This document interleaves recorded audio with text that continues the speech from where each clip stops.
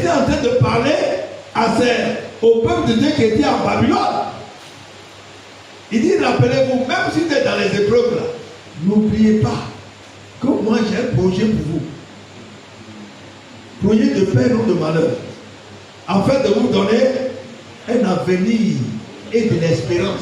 Vous devez espérer à quelque chose de meilleur. Espérer même à votre délivrance.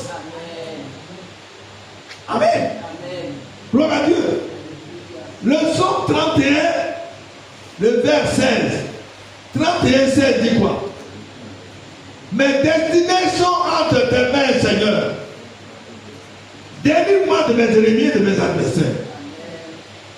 Quand quelqu'un dit la destinée entre les mains de Dieu, il dit à Dieu encore, délivre-moi de mes ennemis et de mes adversaires. Tandis qu'il sait qu'il a une destinée.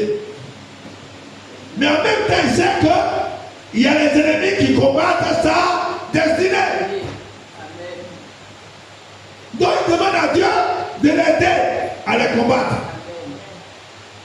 S'ils ne sont pas combattus, ils vont te mettre en retard. Ils vont mettre la compétition de ta destinée en retard.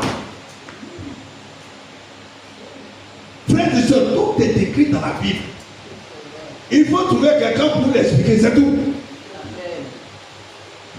Si vous trouvez un prophète, il va tout falsifier pour vous. Il dit non, au revoir, tout cela, Jésus-Christ, ainsi par l'Éternel, tout est accompli, tout est accompli.